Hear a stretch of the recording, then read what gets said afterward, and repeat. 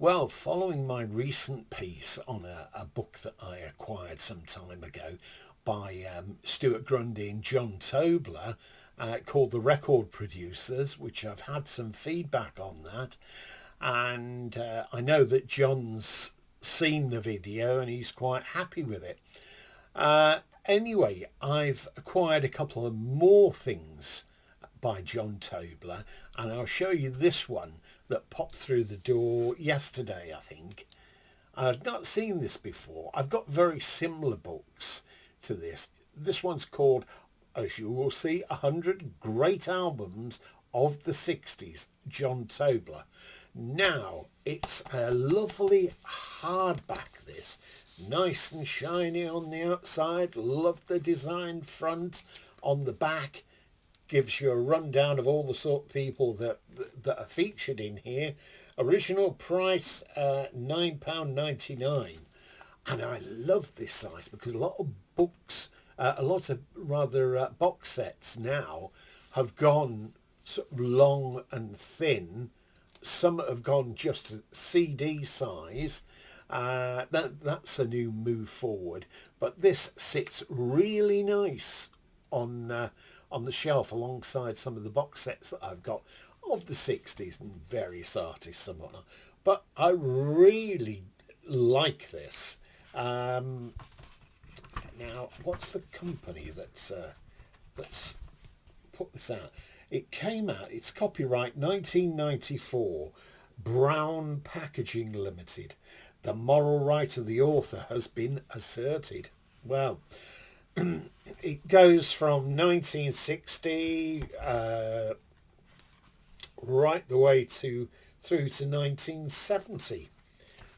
It starts with John saying the 60s was the most innovative decade of the 20th century. Popular music. It was also the era that forced the long-playing record to evolve into a new art form. The album at an incredible speed.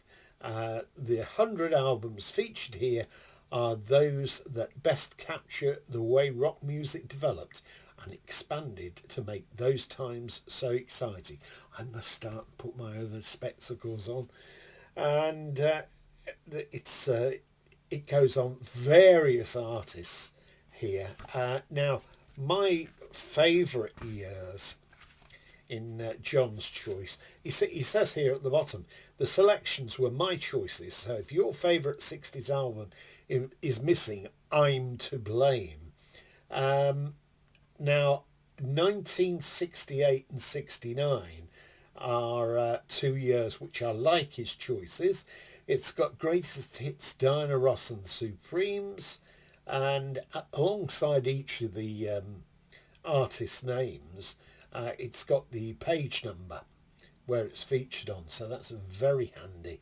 And then we go Buffalo Springfield again, Days of Future Past, the Moody Blues with London Festival Orchestra, Sell Out by The Who, John Wesley Harding, Bob Dylan, Boogie with Canned Heat, great album, Fleetwood Mac, Peter Green's Fleetwood Mac, the songs of Leonard Cohen, Child is the Father to the Man, Blood, Sweat and Tears. Now, I did have that, and I did a swap of that album for some reason or other, and I live in hope that sometime or other record companies will get together and they'll actually produce a box set of Blood, Sweat and Tears albums, you know, David Clayton Thomas, etc., etc. So then we go bookends, Simon and Garfunkel. That, to me, is always the underrated album, I've felt. Greatest Hits, Stevie Wonder, Ogden's Nut Gone Flake, The Small Faces, Wheels of Fire, Cream, double album. Fantastic cover, that, inner and outer. Where did we go now? Greatest Hits, Stevie Wonder, which I mentioned, Ogden's, Small Faces, Wheels of Fire, Truth by Jeff Beck, belting album that, Cheap Thrills, Big Brother and the Holding Company, Sweetheart of the Rodeo, The Birds, Waiting for the Sun, The Doors, Holly's Greatest Hits, Super Session, Mike Bloomfield, Al Cooper and Stephen Stills, Astral Weeks, Van Morrison. I was quite amazed, discovering how long it took before sales of Astral Weeks started climbing. Electric Ladyland, Jimi Hendrix Experience. I had the original of that for my 14th birthday, bought by my mother from W.H. Smith's in Birmingham. The original cover with the naked ladies on, and that got lost along the way. And I can remember taking it to school the one time and the form teacher saying, we'll look after that for you so that nobody picks it up. I thought, yeah, and it went into the into the stock room while they were ogling it. What else have we got? Astral Weeks, Village Green Preservation Society by the Kinks, The Beatles, Sailor, Steve Miller Band, Who Knows Where the Time Goes, Judy Collins, Beggar's Banquet, The Rolling Stones, and then we go 1969, Edzioni. I can't pronounce it. Doro, Four Seasons, Greatest Hits Donovan, Stand, Sly and the Family Stone, Dusty in Memphis, Tommy by The Who, with a little help from my friends Joe Cocker, Crosby, Stills and Nash, Clouds, Joni Mitchell, Everybody Knows This Is Nowhere, Neil Young, and Crazy Horse, Unhalf Bricking Fairport Convention, Aretha's Gold, Blind Faith by Blind Faith, Amok Song, I can't even pronounce that, Grateful Dead, Stand Up, Jethro Tull, Abbey Road, The Beatles, Green River, Creedence Clearwater Revival, Easy Rider, Various Artists, The Band by The Band, The Best of the Bee Gees, Troutmaster Replica, Captain Beefheart and his Magic Band. Well, that's debatable.